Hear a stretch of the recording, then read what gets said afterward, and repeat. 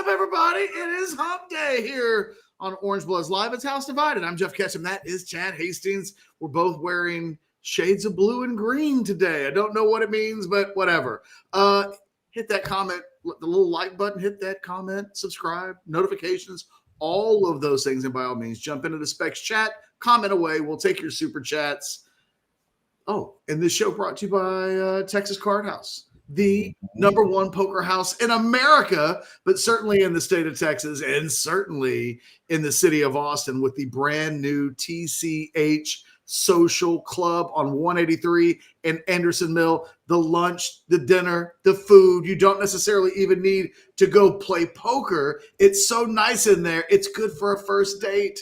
But you could also play cards. You could also enter tournaments. You could also enter cash games with the best players, the best dealers. Everything is A++++. And we love the fact that they partnered up with us. And I will say this, Chad, if Texas Card House was out on these NIL streets giving guys guarantees, telling them that they were going to pay them, Texas Card House would pay.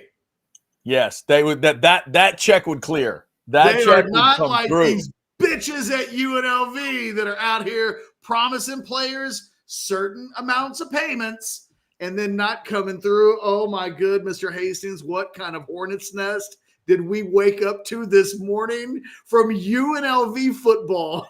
Yeah, of all places, right? Of all places, the money capital of the United States, Las Vegas can't pay its bill, basically is what we learned today. So for those that couldn't go play slot machines and get this kid some money. Yeah, apparently not. Apparently not. It was this simple. Everybody woke up to it, but the kid sent it out last night. This was the quarterback, the starting quarterback, UNLV, 3-0 on the year, a team that thought maybe they could be that G5 team. They can be. That's the thing. They can be. They are the team that is receiving the most votes that's not a ranked G5. Right now, the ranked G5 would be Boise State. They have 53 votes in the AP. They're 3-0. They're in the Mountain West. They got a couple of ex-Longhorns on the roster. That's right. They got Catalan on the roster. Casey Kane. Oh, I didn't know that. There you go. Casey Kane's on the roster. So they're 3-0 and rolling. Their quarterback tweeted out last night. I'll just read it because it won't take long. He tweets out, "I've decided to utilize my redshirt year and will not be playing in any additional games this season. I committed to UNLV based on certain representations that were made to me, which were not upheld after I enrolled. Despite discussions, it became clear that these commitments would not be fulfilled in the future.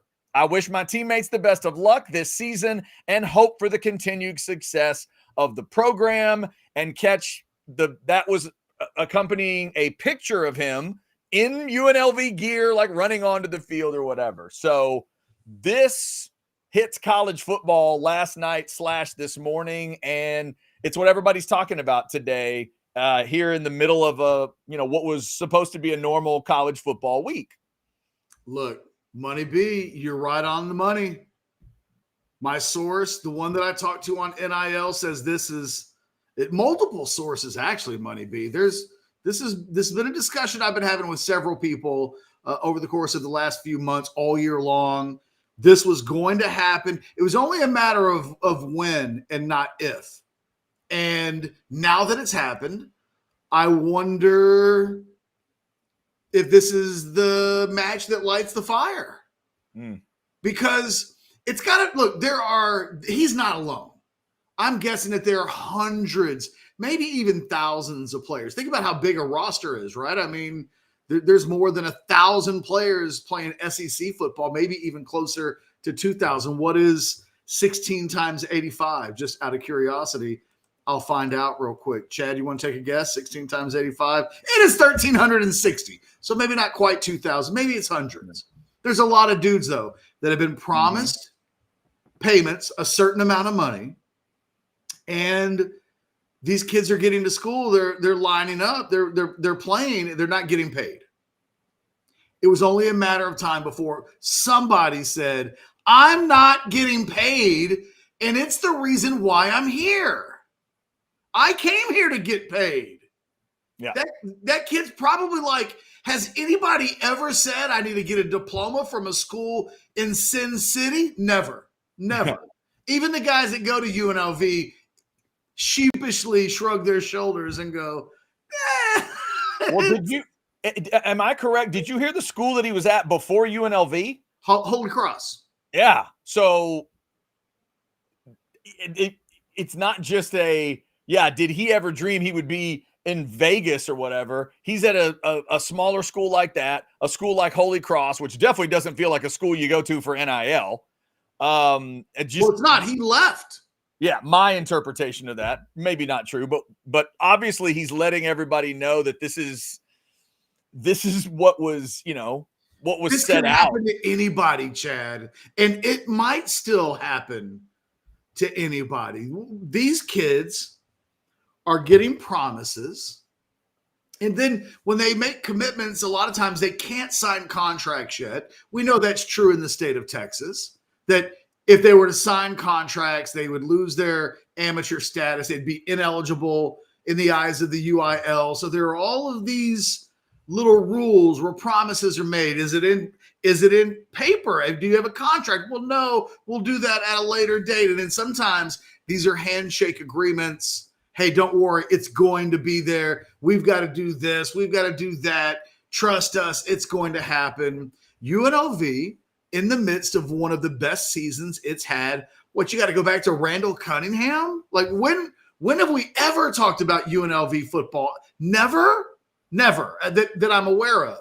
And here they are in a space to be talked about for football reasons, and now they're not. And Chad, the only thing that I would say is I think we all need to be on alert, because all of these schools are getting ready to play approximately their fourth game of the season.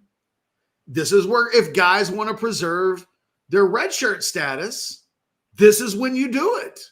And we've seen this at Texas over the years, right? It was like, well, Casey Thompson is going to play under 4 games and he wants to preserve the redshirt status and keep that year of eligibility. This is the worst nightmare, because when I talk to Texas NIL people in the offseason, the thought was, this could happen anywhere where someone doesn't get what they were promised.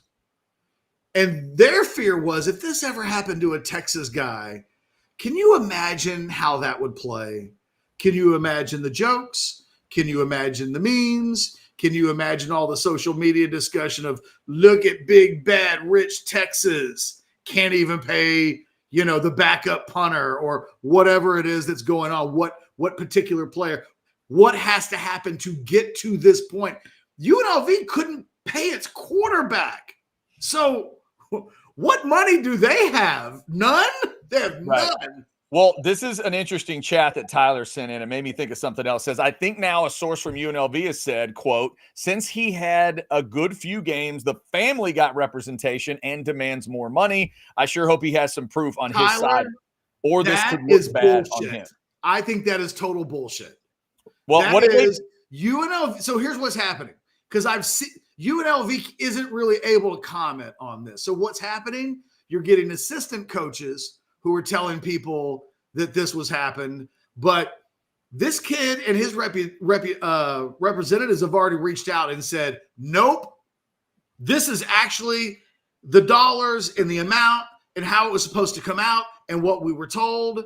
And what if you're UNLV, you've got no choice but to try to pretend like this isn't happening.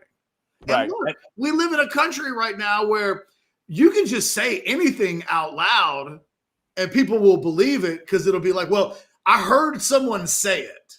So UNLV is trying to muddy the waters. Now, I don't blame them at all, but I don't believe coaches almost ever. They lie. Lie. Some of the people watching this show right now, y'all's favorite coaches, I first got to know them because they get caught in lies. There is, I won't say, it's not a football coach, but there is a head coach in the SEC that once got mad at us because we reported that a kid was getting ready to take a visit to Texas. And that coach had told another kid that he was the only kid he was recruiting at this position. We report it. It's not that the truth got out. It's that I was in a lie and I was hoping that wouldn't get out. And all of these, that's what coaches do. They're liars in general. I mean, they're mostly nice people, but they definitely lie. And so I don't believe Tyler. I don't believe this story. And the reality is, if you're UNLV, how do you not come up with the money to make sure this doesn't happen? Yeah. Well, we're talking about $100,000. Apparently, if the numbers that somebody threw in the chat earlier are accurate, there's about like an $88,000 difference. Like he was promised something, they were offering something else, and the difference is like 88 grand. Well, it sounds like the claim that I've seen is the only money that they've received is the cost of relocation.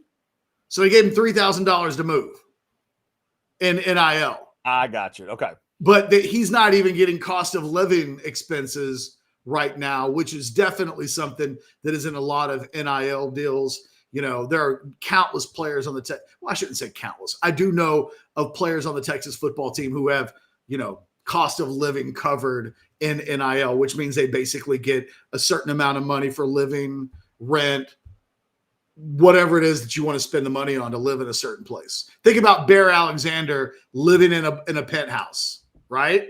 In LA. Mm-hmm. That's a certain amount of money he worked out for cost of living. He's not paying for that himself. That gets covered typically in an NIL deal. Yeah. A couple of chats came in from Money B that I think are interesting. Again, back to kind of where I was headed. Money B said, I think there's something missing. Details to the story. They said the dude's been asking for more money after each win. LOL. What it made me think of, Catch, was Mike Gundy. Gundy a couple weeks ago talked about when there's a point before the season starts now where he's going to tell the players no more negotiating. The negotiating is over. Whatever negotiating you think is being done. But I'm saying, Money B, again, this is just BS. Right. What it sounds like is he's not been asking for more money because he hasn't received any. Right. He's been asking for more if you've never had any. But that brings me to this other chat, Catch. Here's the key, and it makes me think of one program and one program only. Money B says this is why contracts are important. There's one school blinking in my head right now, Catch. Which one is it? I mean, it could be any of them, but no, it ain't any of them. It ain't any of them. It's the one that went to contracts in the 80s and got in trouble. It's these bad boys right here, getting ready for a classic ACC matchup with Florida State. SMU alums that are in the grave right now are rolling and laughing and freaking out. This is exactly what got SMU in trouble, Catch, but it is the precise thing that we need now. It's what UNLV needed. It's what UNLV's quarterback needed. Put it in writing. So then when you go back later, we can find out who's telling the truth. Well, that's why this wild, wild west that is NIL right now, you've got a governing body that's not really a governing body. You know, whenever we get into the 1 o'clock hour and people are like, this show has gone off the rails, there are no rails in NIL. There are more rails in the 1 o'clock hour of this show than there are rails in regulating and creating rules for NIL. Now, I think the schools that do it best, and look, Texas is a perfect example. It gets put in writing. In fact, I've told this story before. When Texas bring kids in on official visits, one of the things that happens, and look, this is hard for me to believe, Chad, because I don't know. I feel like we are men of a certain age where, like, the money that we make, we don't just tell everybody how much money we make. It's like an old school man thing where it's like, oh, no matter how much money you make, you don't really talk about it. Now, these kids in 2024, these 18, 19, 20, 21, 22-year-old guys, when recruits come in on official visits, and the recruits will ask about NIL, like, yo, yeah, what's your deal? How does this work here? Yep. The kids at UT will have their contracts in their hand, and they'll say, I'm going to make $500,000 this year. And do you know how I know I'm going to make that? Because it's written in a contract and it's signed and it says when I get paid, how much I get paid. It's in a contract. Lawyers negotiated it. Here's my deal. That's how it works. And we've talked to recruits who said, oh yeah, man, I looked at the contracts of all those guys. They all just had their contracts with them to say, if you want to know about NIL, here's how it works. They do it right here. They put it on paper. You don't have to sweat. Typically there's like a 20 or 30 day window from when a date. So, it's like if I invoice somebody, take it Specs as an example. Every month we send an invoice to Specs. Now, like in the contract, it's like, oh, they've got like 60 days to pay it. So there's always in contracts, there are all these little words that get included that kind of dictate how things go. And it's like, oh, well, if I invoice Texas Card House and they haven't paid in 6 months, what's in the contract? And I can tell you every contract that I have, there are dates and payments and when they're going to be made and how much they're going to be. And that's what all these players have. But across the country, there's a lot of just promises. There's a lot of assistant coaches who will say, hey, man, I can get you 250. I'll get you 250. Trust me, it'll happen.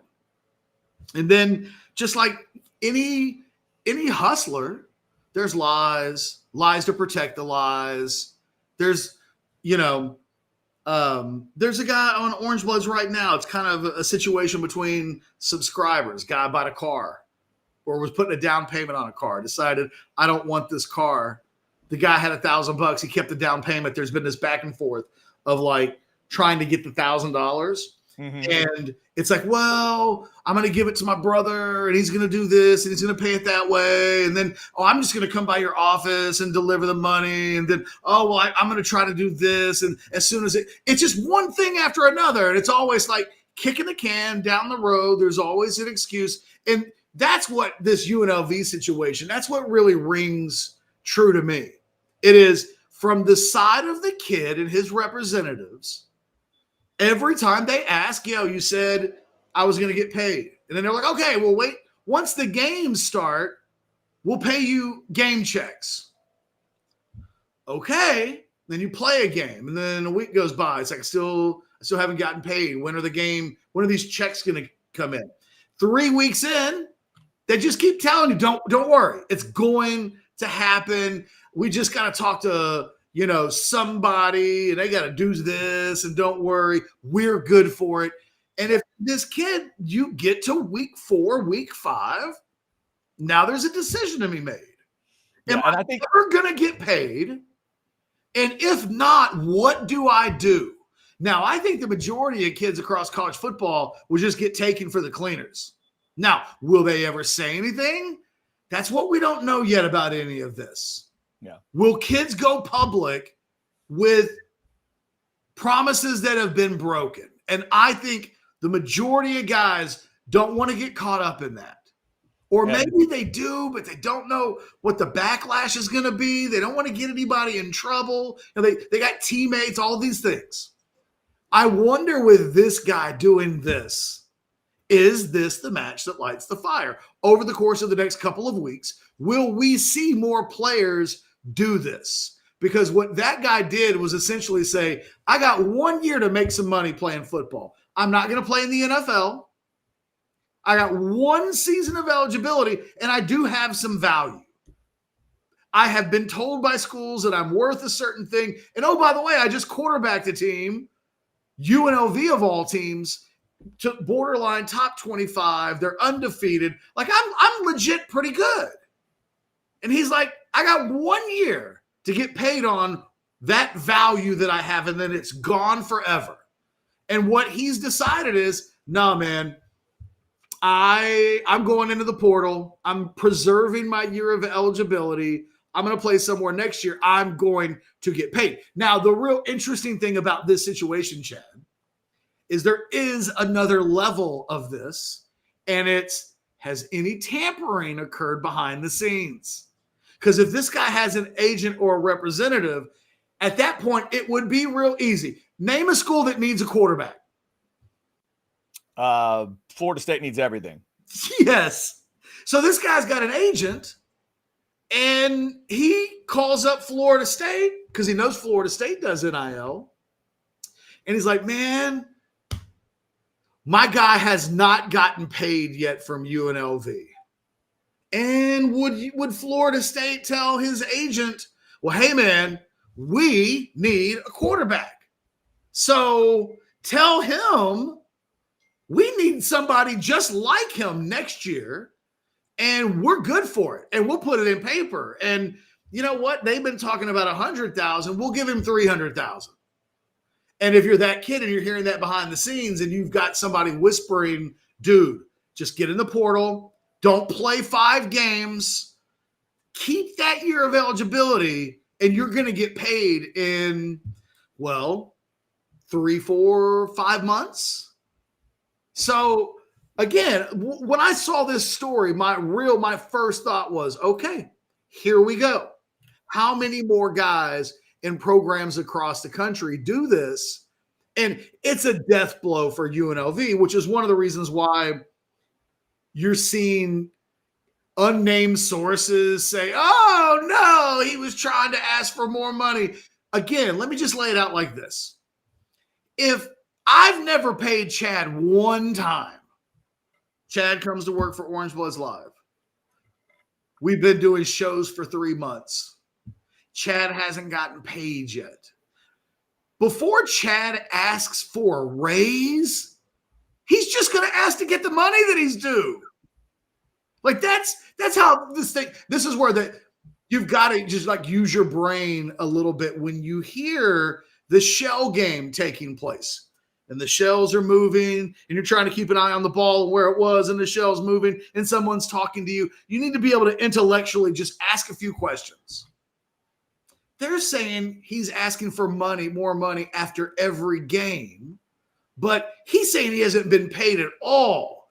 And the people who are saying that he was asking for more money after every game won't confirm that they've paid him anything. What we haven't heard is a UNLV source say, no, man, we gave that dude $100,000 and now he wants more. If that were true, it would already be out there. So what you hear is a half truth. Oh, he's been asking for more. Has he been asking for more? Has he just been asking? He's been asking for something.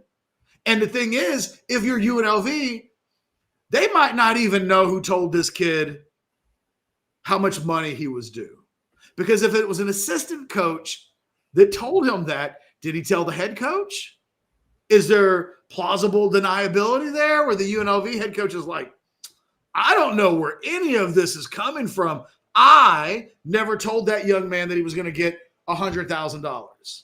So I'm really curious to see where this goes, because this is at the heart of the underbelly of recruiting right now. It's assistant coaches telling kids anything to get these kids to sign with them in recruiting, and then hoping that either the money will be there later or they'll be able to squeeze these kids and get them playing without the money.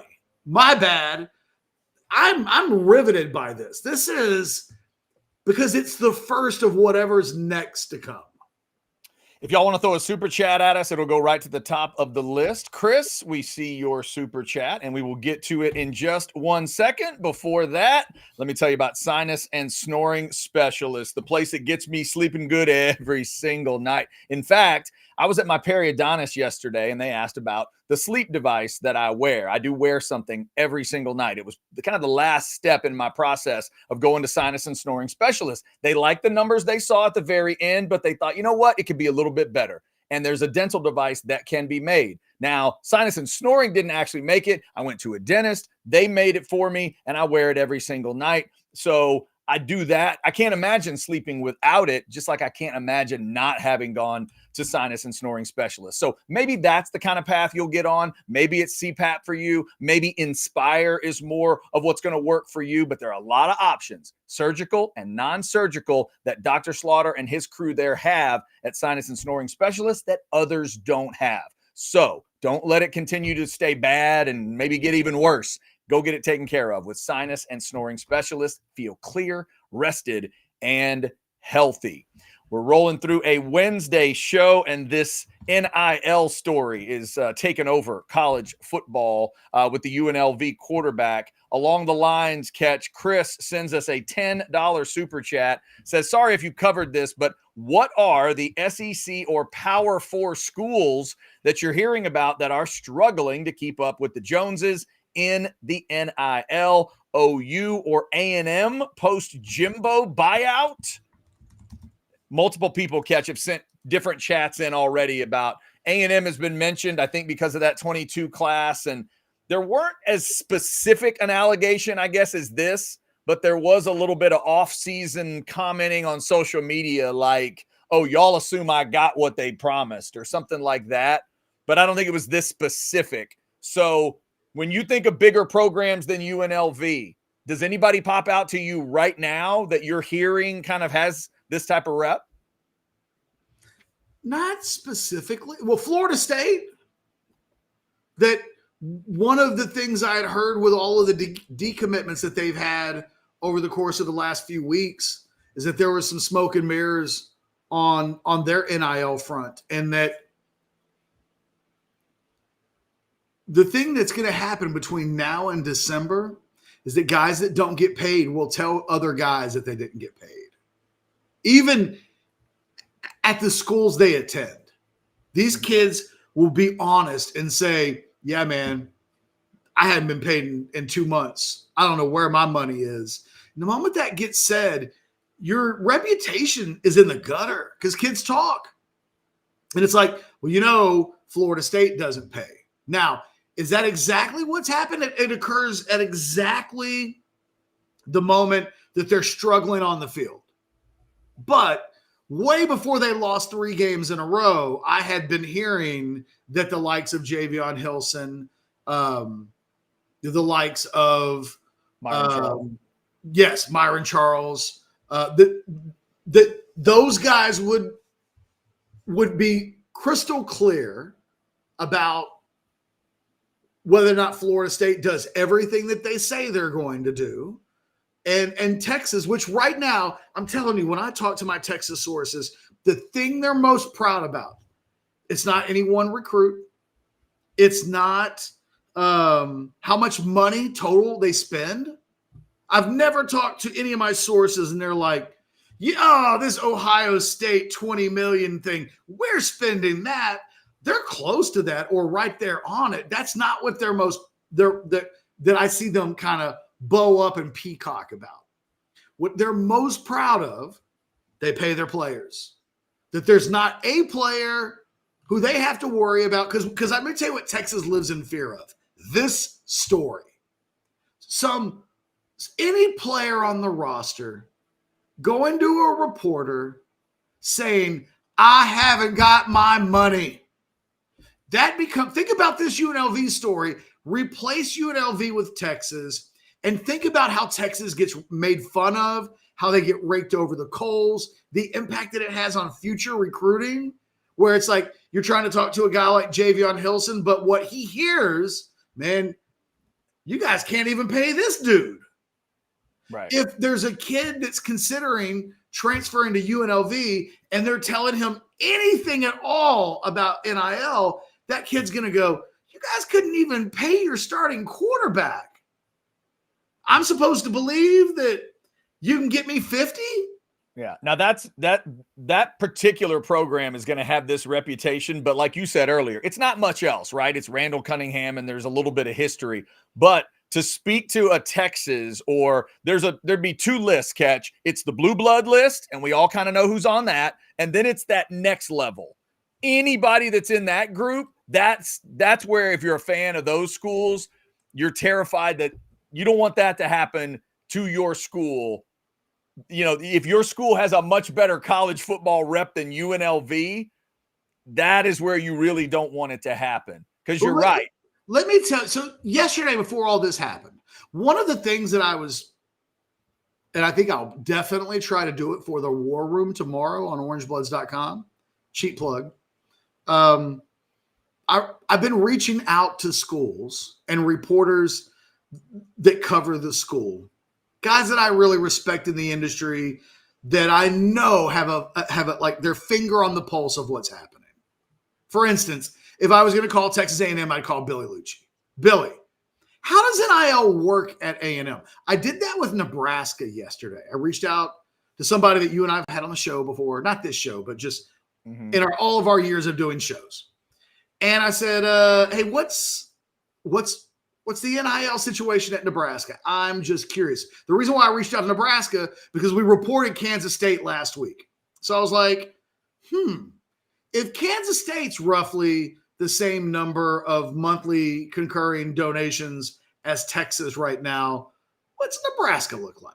So I reached out, and this particular source, and I'm going to have this on Orange Bloods later in the week, says, quote, it's kind of complicated because the collective is owned. Excuse me for the like choppy sentences here. The collective is owned / backed by a family worth $4 billion. Whoa. So they have a very good setup here. The Pede family pays all salaries and operating costs for the collective on top of a sizable annual donation. I wrote, interesting, so no real need for a public investment. And he wrote back, they still have major public investment too, but the Pede family gives them such a head start. Pretty much all of their big boosters are involved to some level. So what Nebraska has, they got a real bankroll. They have a $1 billion family that has just said, run the tab and we'll pay it. Those checks are clearing. Those checks are coming on time. Yeah. And if in doubt, there's ever a situation where a kid needs to be paid, I don't even know who the Pede family is or what they do, but apparently they're worth $4 billion. Yeah, that's big time. Yep. And so they're running a tab, and what they're doing is all bills are getting paid. And in the meantime, they're trying to build their collective. They're trying to get as many monthly donors as they can. They're trying to get as many affluent boosters as possible to get involved. And eventually the stress of the Pede family will relieve itself. But in these early stages where, hey, man, we just got to make sure that $15 million gets paid out. They're covering the tab. UNLV clearly doesn't have that. And you know what? Neither does Texas. Texas doesn't have the one donor who's like, I'm worth $10 billion. I got it. Yeah. And the same thing. We'll figure it out. We'll build this up, and eventually my family won't be on the hook for $10, $15, $20 million a year. But until we're good, we're good. It's what Phil Knight is doing in Oregon. There are situations, right? Whenever you see SEC coaches make jokes about Oregon, Oregon has what Nebraska has. Nebraska has what Oregon has. Do you know who makes jokes about the Oregons and the Nebraskas? Typically people that don't have that situation in place. But boy, would they love to. Boy, wouldn't you just love to have a billionaire in your corner? But and I wonder if before Red McCombs passed away, if this was 20 years ago, would Red McCombs be the guy for Texas? I got it. I got everything. There'd be a lot of it. Go get whoever you want. Price isn't an option. This is my opportunity to really contribute. Yeah, I think in general, yes, I think is the answer to your question. I think he would have been definitely a big part of it. But the other thing, Catch, is we're talking about a school in UNLV that is on a different level, obviously, than a Texas or a Georgia. What fascinates me about this story is that this kid transferred as we talked about, from Holy Cross to UNLV. And by the way, to the chatter, Holy Cross to Sin City, well done. But the idea that that's why he's transferring and you couldn't get this figured out is amazing. Danny sent this chat earlier. I think it's crazy in 2024 that athletes fail to make contracts for NIL. I assumed it was already part of the deal. Why would these guys believe anything not in writing? Danny, it is a great point. There's a certain level catch where I think the contract would be necessary. If you have NLI, the National Letter of Intent, there's a letter, there's a piece of paper you have to sign. How does every school not have the paperwork? There's certain things that are going to be gentlemen's agreements or handshakes or whatever, but we can all agree if we're talking about $100,000 for me to transfer from Holy Cross to UNLV, how was there not paperwork? And maybe there is. Maybe the kid just hasn't produced paperwork yet. And maybe if he gets pushed, maybe the kid's just trying to be as nice as he can to UNLV because maybe he wants to stay in school and finish a semester. I don't know. But it is pretty remarkable that they wouldn't have this because, Catch, you know what we've never seen on Hard Knocks? That moment where they signed the guy to the practice squad or the regular squad or anything, and he doesn't sign paper. Like, you've never seen that scene on They Hard actually Knocks. show us them signing the paper. Like, they show it happening. They don't ever show the kid going, so is there a contract? And then the GM goes, that's not really how we do it here with the Bears. We go out and have a Sunday and a promise. That's not how it works. There's paper to sign, and every college, if they're not doing it, they better start doing it. And UNLV, you're in the number one slot. Well, and look, I think that we're heading there. We're getting closer, Chad, but we're not there yet.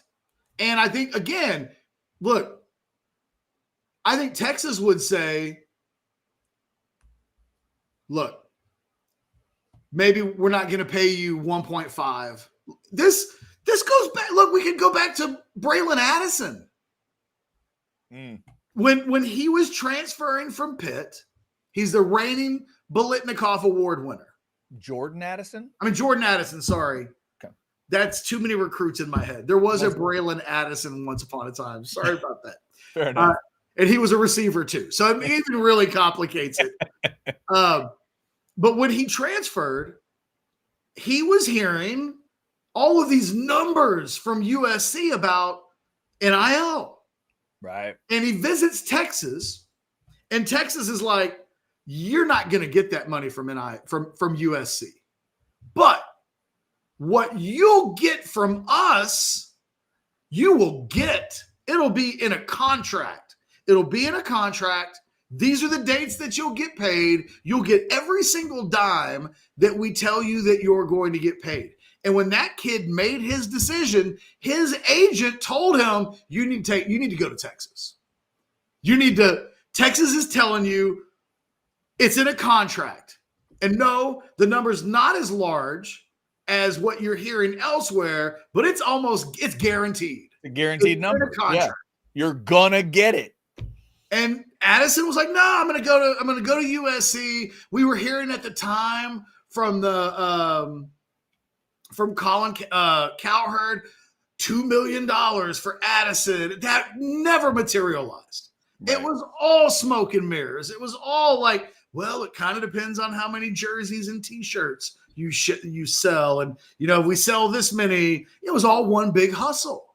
So again, when it comes to Texas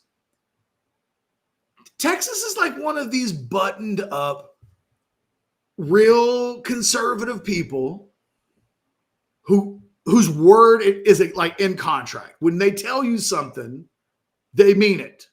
It's very much our word is strong as oak. Like, we all joke about that because we know that in Jerry Maguire, his word wasn't as strong as oak, but that's what Texas, that's the vibe they give off.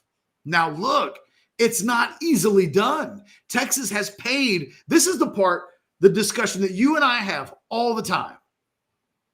Texas has a big bill, and there is not a bank account right now full of 20, let's say there's no bank account right now that's like, the Texas NIL bank account at University Federal Credit Union that's got 20 million in it, where every time they have to pay a bill, it comes from the big 20 million fund. So you could have 10 million in money that's becoming due, and you're constantly trying to fill the bank account as best you can. Texas lives month to month. They are really good at NIL, but they're juggling water balloons right now. Yeah. And could one of them bust one day? Maybe. What they've been able to count on right now is 3 or 4 people who every time, and I heard that most recently is like a month or 2 ago, there was a big $5 million donation that was made that made sure that Texas paid all of its bills. So this exact type of story didn't end up in the press, where Texas is made to look like a big joke at the worst possible time. New school, SEC, can't pay your bills. But it's not as easy as, oh, it's taken care of. I don't think long-term it's sustainable. For the next 10 years, Texas can't do what Nebraska's doing. They don't, I haven't heard that the guys that are covering this are in this, like the what do we call that family? The Deed family? I thought you said Pete or Peed or the something. The Peed family. Yeah. Peed. I might have to look that up in a second and see what the hell the Peed family does. But there's nobody that's stepped up and said, I got the tab, right? The one guy. What they're doing is going to an expensive dinner, and they're doing it without like having the one guy that can pay for it every time. Like, oh, I've lost my credit card. I forgot my wallet. I don't know what happened. It's always good to go to dinner with somebody who's like, I got it. Shut up. We don't have to split the check. I got it. It gets paid for. They don't have that. They got a bunch of guys that if they all chip in together, you can cover the cost of the meal. And, you know, either A, enough time will go back that Texas gets more boosters involved. Because, you know, the way it described here is that Nebraska, on top of their big bankroller, does have other big boosters who are involved. So it's not like the Peed family's really paying $15 million a year. They just make sure everything gets covered. And that Texas doesn't have that. And I'm curious, I don't think Texas A&M has that. What Texas A&M has that Texas doesn't have is a larger group of affluent, wealthy donors who are more willing to give big sums of money. But they don't have so many donors giving so much money that they've been able to come true on every single verbal agreement that they've made. I guarantee you, if we were to go get Evan Stewart, or we were to go get Walter Nolan, and we were to say, what happened? What were you expecting to get? What did you get? Was that in paper? Did you have a contract? I think it would be, I was expected to get this. I didn't get it. No, I didn't have a contract. And I think that, you know, I don't know what the percentage of schools are across the country where every guy that's getting NIL money has a contract. At Texas, they have contracts. Every deal, contract. Every deal, compliance goes word by word through the contract to approve the contract. What it sounds like at UNLV, it's the wild, wild west.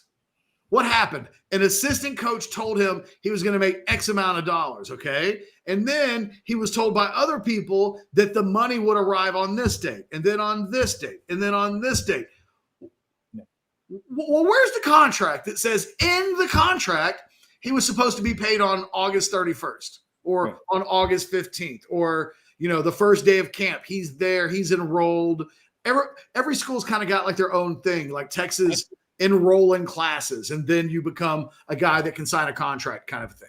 Well, and you could also understand, Catch, the language on both sides. Like, people are interpreting this as, well, UNLV is saying, or so the story is getting out that the kid kept asking for something after wins. Well, wait a second. They are winning every game. They're 3-0. So it would be true that it is after a win. But to your point, these are markers in the season where he may have been told, okay, that's going to happen here or it's going to happen here. So yeah, after a game has begun, after the season has begun, you're like, wait, I haven't seen that money. I need to check on it. And then you go through the prep of another week and you win. So you're not asking just because you won and because you're being, a dick about it. You're asking because you're entitled to the money and the money hasn't arrived. Well, and he has a deadline. So yeah, I'd be asking every week. Right. If you had 100 weeks to play with, you're probably not like drawing a line in the sand after 3 or 4 weeks. He could only play in one more game and not lose the year. If he plays in one more game and a snap in the other game, it's done. I also think, and look, it doesn't sound like we're talking about $1 million. No, this isn't. It's in the grand scheme of things, this is a relatively light amount of money that the starting quarterback isn't getting. When I first saw that, because look, the portal's not open. He can't enter the portal until December. Yeah, that's why he's doing what he's doing. He's saying, I'm going to chill and I'm going red shirt. And then when the portal opens later on, that's when he'll go. So here's what they have. They have a week to make this right. They have a week to get that kid his money. And then he can say, I'm coming back. There's nothing that says he can't play today. If he says, you know what, I regret what I said, I'm back.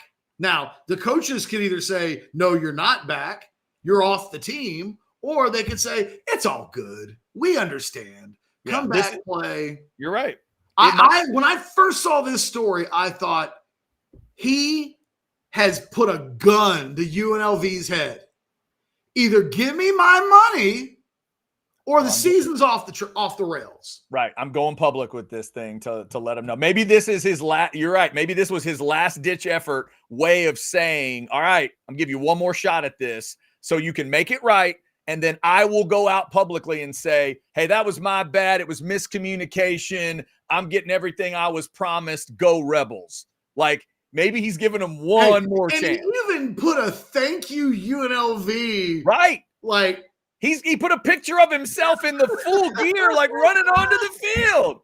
Like the kid doesn't feel like a monster. The kid just wants what he's from. Maybe that's his thing. Catch, back in the day, I had an issue with a landlord, and I'll never forget a friend of mine. I'd never heard this phrase. A friend of mine said, you need to call the landlord and tell them you're going to put your rent money into escrow.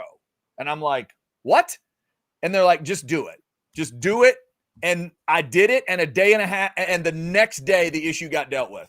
So I was just having an issue, needed something fixed. They never would fix it. They wouldn't return my calls. As soon as I said the word escrow, it got fixed the next day. So maybe this is the quarterback's way of saying, all right, I'm going to social media. We're going to give it one more shot, and let's see if they pay me. If you told me that by the end of next week, we see 10 more of these situations, there's zero shock. Zero. Now, I think you might see these things happen behind the scenes and it might not be public, right? Player X is injured this week, might not play, or maybe you don't even find out about it until, a game is played and it's like, Mike Smith didn't play this week. Yeah. Why not? Oh, injury. Or whatever, he had a cold, COVID, whatever you want to use as your alibi excuse. I wouldn't be shocked or surprised if we see these situations play out. And I'm telling you, there are dudes all across college football today who are looking at the balls that this kid has and saying, I like that dude. That dude did what I want to do.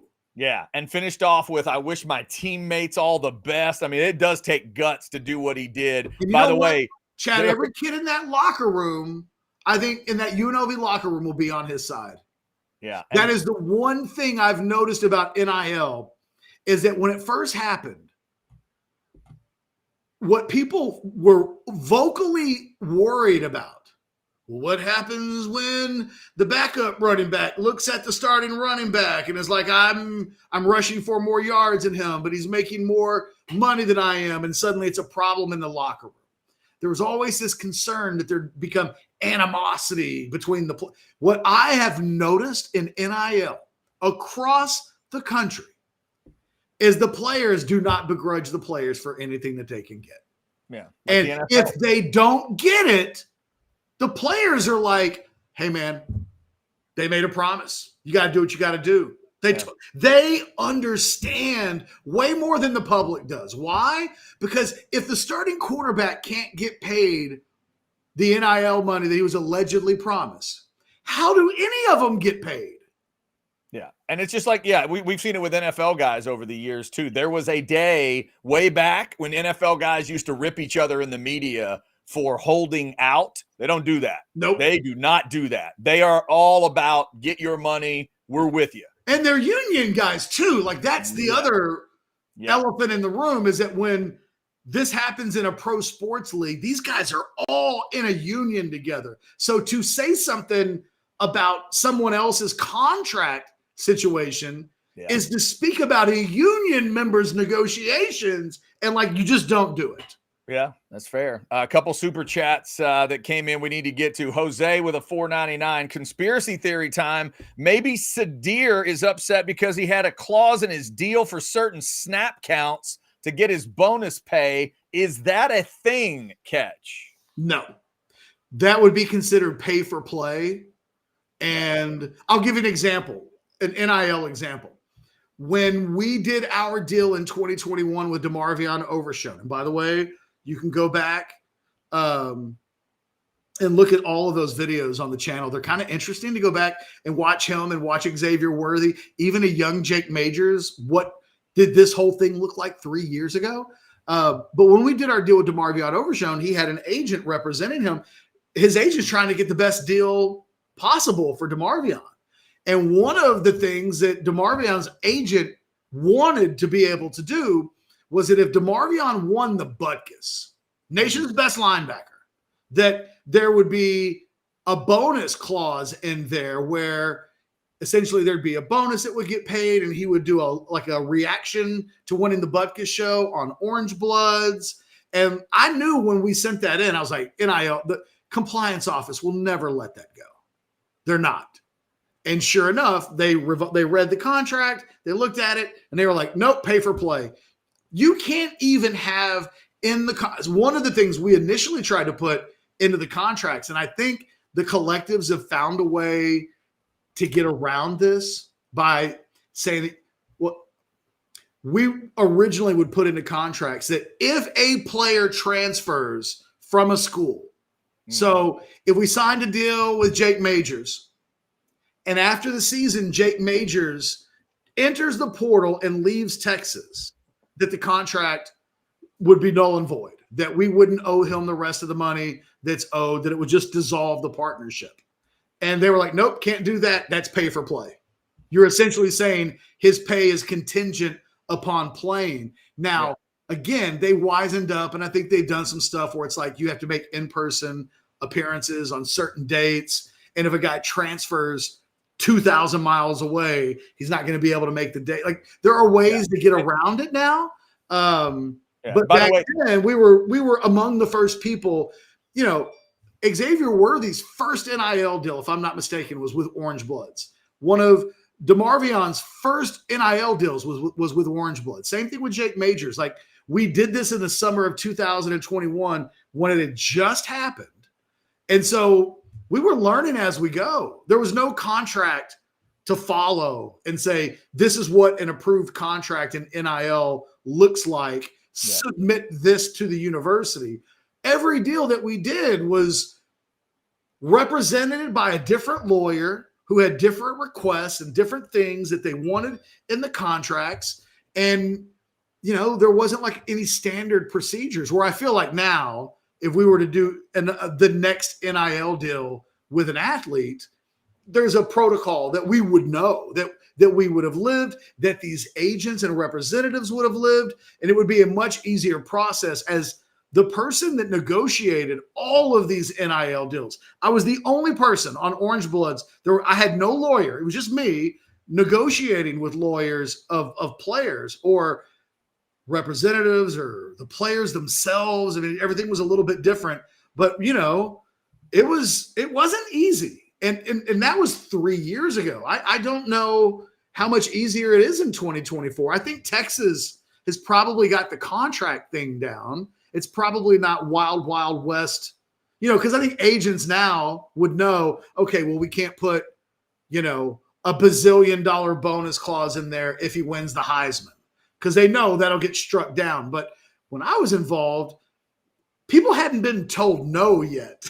It was like, but look, we got a contract.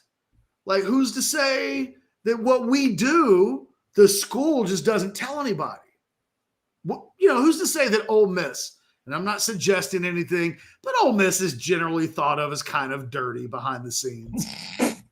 Right? Like, they're an SEC school. It's Ole Miss. I'm not suggesting anything, but I'm suggesting something. No, I'm stating out loud what their reputation is. Mm-hmm.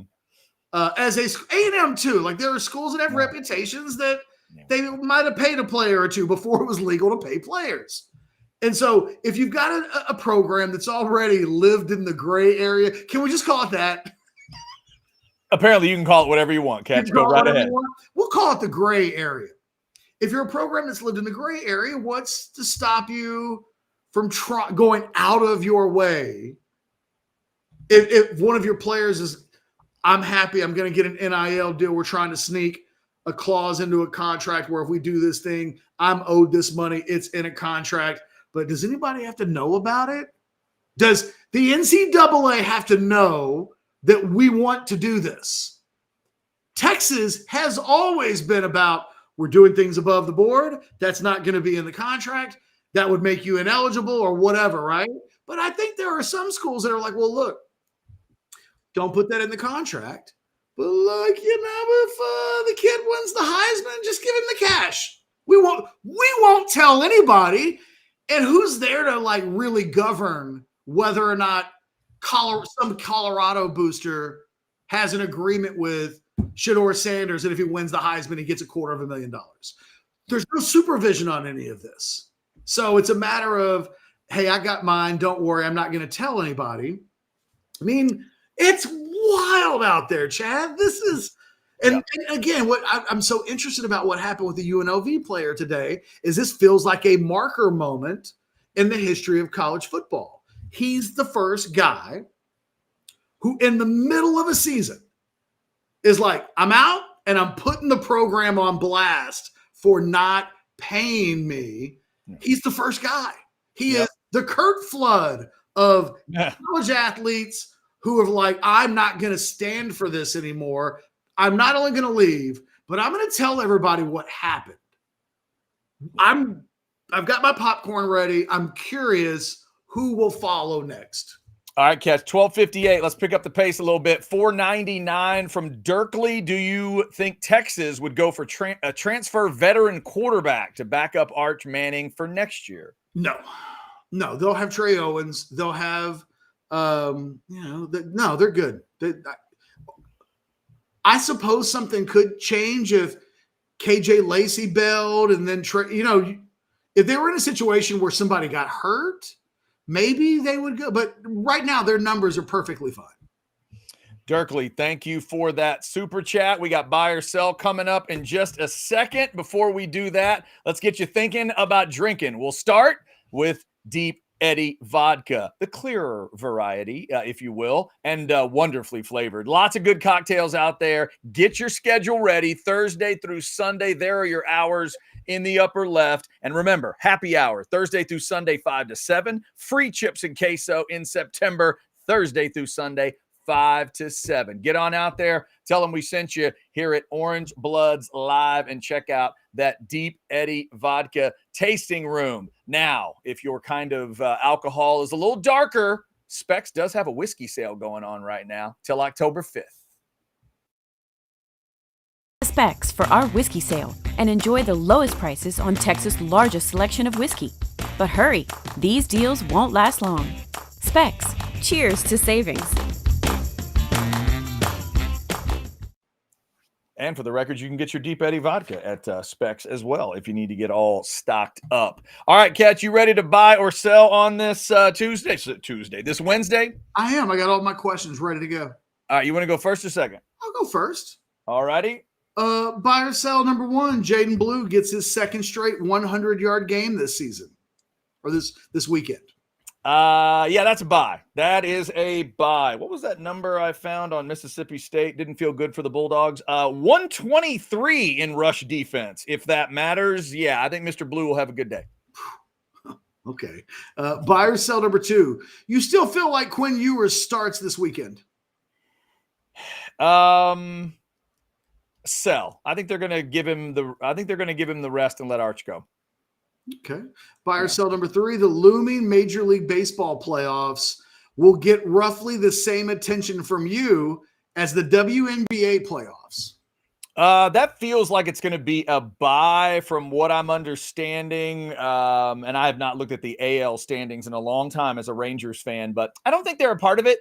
And the Braves are hanging in as a possibility. But if both of my teams are out of the playoffs, then yeah, it's not going to get a ton of attention. So it feels like a buy. By the way, you know who won last night in the WNBA? I do know that. Wait, hang on. Hold on. Yes, I know that New York and Las Vegas both won, and they set up the series in the semifinals. There you go. Buy or sell number four. You have a favorite band from the 21st century. And the rule is they have to have been formed in the 2000s. You know, you can't pick a band that's been great in the 21st century but got their start in the 90s or something like that. Right. I have a favorite band from the 21st century. I mean, without really sitting and thinking about it like the music snob I am, I guess I'm going to sell off the top of my head. I just can't think of a band that would have started in a 2000 that I would consider one of my favorite bands. So it's probably a sell. I have a band in mind. I did a Google search on best bands of the 21st century. Okay. Now, my favorite band showed up in the top spot, but then it had Foo Fighters, 1994, Queens of the Stone Age, 1996, Coldplay, 97, White Stripes, 97. I kept looking down the list. The Strokes, 1998. Mm-hmm. Arcade Fire, 2001. Not my favorite band of the 21st century, but I found a band that from the 21st century. My favorite band of the 21st century is Arctic Monkeys. In 2002. Fair enough. There you go. All I'm right. Yeah. curious. Now you've outed me as an old music fan. It's got to be. I really thought that you'd have like some metal band or something where you'd be like, "Oh, there's this new group that I listen to," and I was really hoping for a recommendation. Yeah, I cannot help you out. I have, and also if there's an art, I mean, there are probably artists that I've gotten into that were formed after that point, but they're not. It's not a band, so it does. I'm going by the technical term of your buy or sell. It's a sell. And finally, buy or sell number 5. It's a hotter than featuring women from the 80s sitcoms. Okay. It's NBC versus ABC. All right. Marky Post. Okay. Hotter than Robin Givens. Wow. That's a interesting. 2 different types of bodies and a really interesting things going on. It's a little bit like a tiger versus a lion.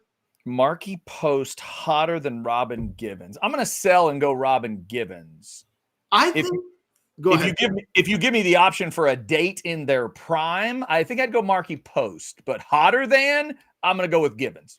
Remember I told you yesterday at the end of the show that I had my buy or sell, like one of the pieces in place. On my Facebook page, Facebook's just turned into this weird thing for me. I either get wrestling videos from the 80s. Mm-hmm. Oh my God. I was scanning through Facebook yesterday. I must have come across 15 different Michael P.S. Hayes photos, including one where I've never seen a person as coked out looking as he looked in a photo with Terry Gordy that he took. The other thing is, I don't know why, but I just get these photos of hot women from the 80s or 90s, and it's just constantly in my feed. So I saw a photo of Marky Post in a bikini on my Facebook page from the 80s. Nice. Wow. Oh yeah, she was something back then, man. I'm telling you. I feel like because in Night Court, they always had her dressed up to her chin, that I never knew that Marky Post was that hot. I think she's hotter than Robin Givens, who I think is an absolute smoke show. But nevertheless, that was my question. I am done. Well done. Well done. All right. We are by there. Oh, everybody needs to Google Marky Post bikini. Trust me. Yeah. Not bad. Not bad at all. Not bad at all. All right. Halfway through buy or sell. I will get my buy or sell in here. One other quick mention. AV Consultations is a place. I know Tom at AV Consultations could appreciate some Marky Post. Little Night Court reference from back in the day, Robin Givens and the whole deal. Whether you're watching old Night Court reruns or Head of the Class, isn't that what Robin Givens was in? Or maybe you're checking out Boomerang with Robin Givens, or all the sports you love. AV Consultations can make sure it's all on the biggest screen, the best set up screen. Don't set all that up yourself. You're not the expert. They are. 255-8678. Let them handle every detail, including buying the TV. They'll make sure it is set up perfectly, and you will get that audio-visual experience that you want. avconsultations.com or call 255-8678. I could tell you that my wife and I have not watched some Night Court reruns in the last year or so, but I'd be lying because we do it every once in a while. We watch Night Court, one of the great underrated sitcoms of all time. Yeah, we watched the new one a little bit. It's pretty good. It ain't as good as the original. All right, Catch, here we go. Buy or sell number one. The closer we get, the more you think Quinn starts Saturday. Buy. No, actually sell. Because the way that reads is the closer we get, the more. My opinion hasn't fluctuated up or down. I think Quinn's going to play, and it hasn't changed at all. So I'll sell because the question, the way it's written, is that there's been some fluctuation between what I felt before, let's say Monday, and that it's changed the closer we get to Saturday. It hasn't. There you go. All right. Remember, kids, when they talk about 11 or 10 or 12 personnel, they're talking about running backs and tight ends. We're going 11 personnel with this one, Catch. Okay. Blue, 110 plus rushing. Helm, 65 plus receiving and a touchdown. Sell. Okay. I don't know how long the starters are going to be. I don't know that Helm gets 65. I think Blue's going to get the 110. 65 for Helm. If this were Prize Picks, I would take the less. Okay. Fair enough. Birthday time, Catch. Buy or sell number 3. Will Smith is 56 today. You can't hear his name without thinking about the slap. Buy. I hope one day that's not the case. Yeah, that's the way I am too. But I'm the same way. I can't, and I love Will Smith. I've loved a lot of things that he's done. But now when I hear his name, and it's funny, I don't think of Chris Rock. If you'd have said it to me, Chris Rock and best comedians, I don't think of the slap. I think of Will, but I don't think of Chris. I do. All right. So happy birthday to Will today, 56. And hopefully, things are going well and the marriage is great. Buy or sell number 4. I want him to get the hell out of that relationship. That's it. Yeah, well, maybe. None of my business. No. But I can't say I'm a big Jada fan these days. I feel like she put that man through the ringer. And look, I acknowledge that maybe Will has done some stuff that I don't know about that makes Jada in the right. But for now, it just feels like Will bought the wrong toy at the store. Full-grown man wants to be in a marriage, let him be in a marriage. Do whatever he wants to do. It's his deal. His deal. Speaking of deals, here's my deal. Buy or sell number 4. Dat Win, 49 today, Catch. He is the most likable Aggie football player for the UT fan base, and it's not close.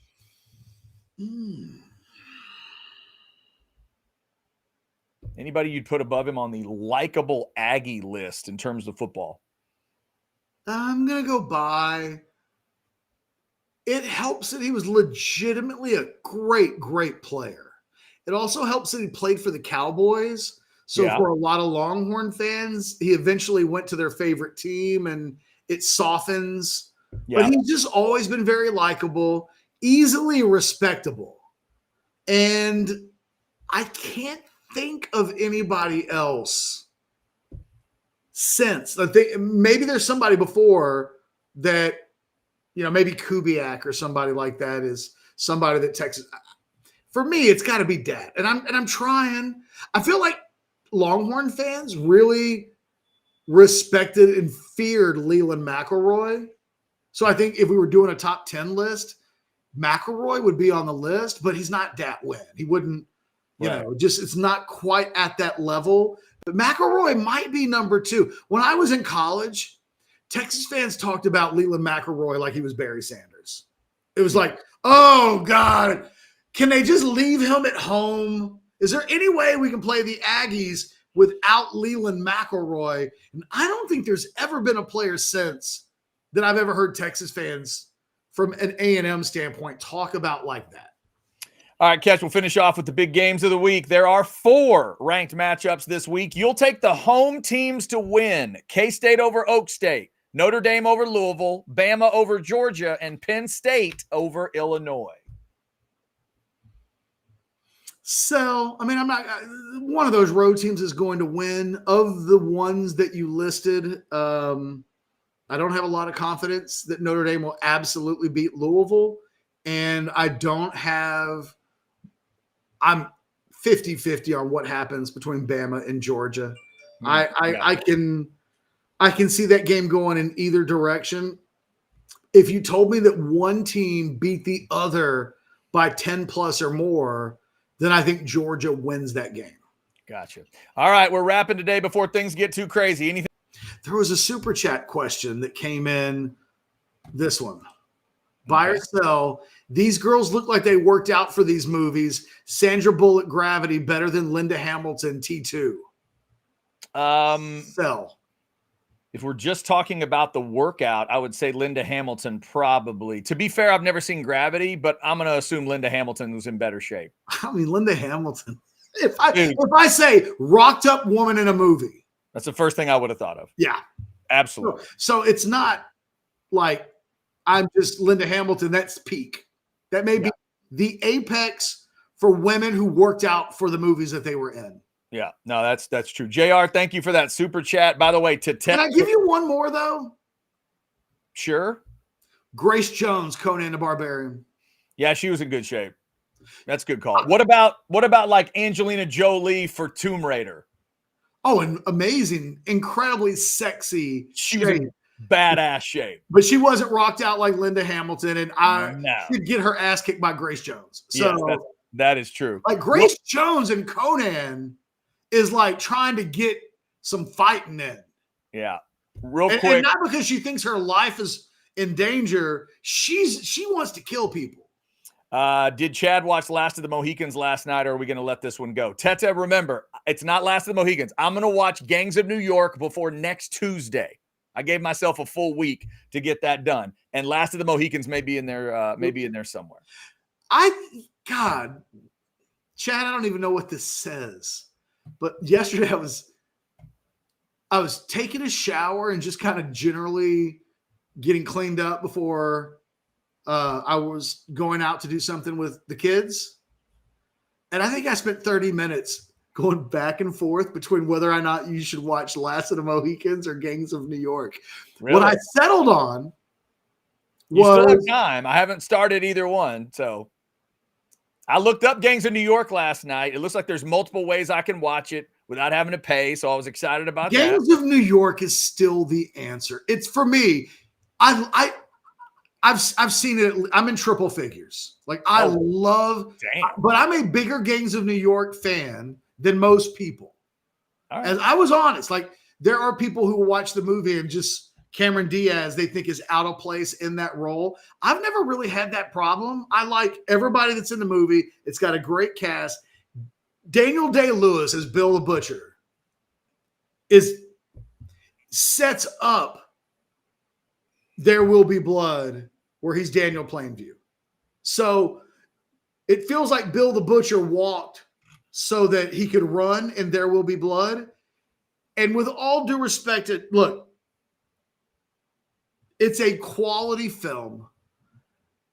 Gangs of New York, though, is a banger of a popcorn movie. Like, it's supposed to be, I think, made in the vein of high-level, highbrow film. Mm-hmm. There's just too much fighting, blood, and sex and killing.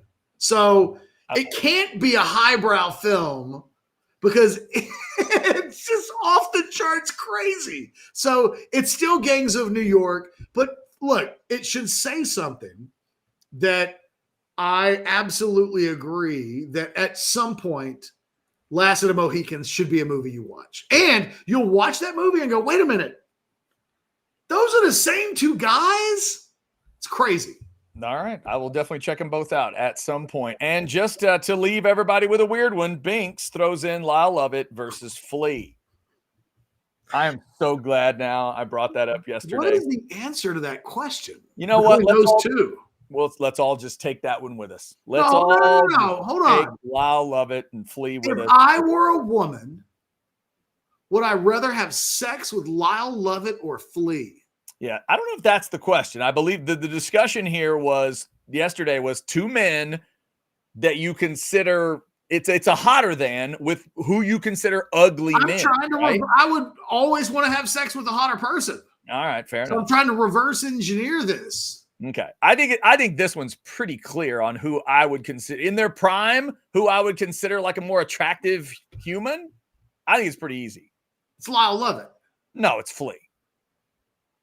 I think it's Flea. I mean, there's a griminess to Flea. Look, if we were in prison, there's a dirtiness to Flea, but I got to go Flea. I don't know.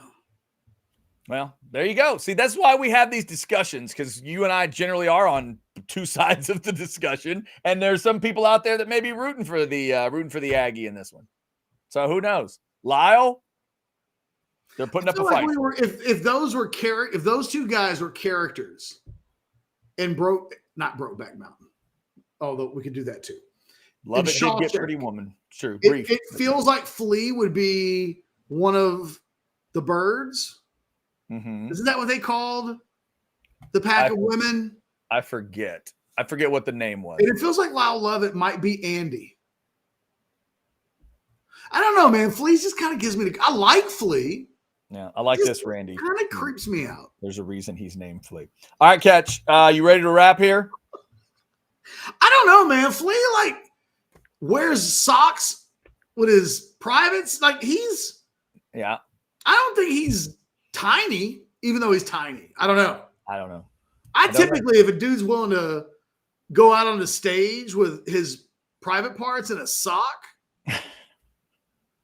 it's like, okay, well, he's got enough to hold the sock.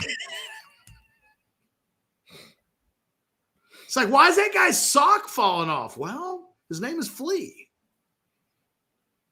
Instead, you're like, Flea's sock never falls off. Is that thing in there, or is it taped? Like, what's going on in there? But that sock's not moving. New slogan for the show: House divided, we've got enough to fill the sock. Just barely.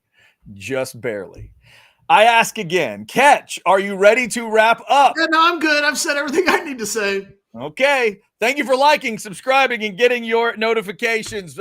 Football with Friends at 6. 8:30 is The Outsiders. Chance Mock will respond to the Game Day crew tomorrow. Old Fashioned at 9 and the Prize Pick Show at 10. Almost stayed on the rails today. Missed it by that much. Thanks for jumping in, y'all. We'll be back tomorrow at 12. Hopefully Brian Jones will be on with us. CBS has another banger this week.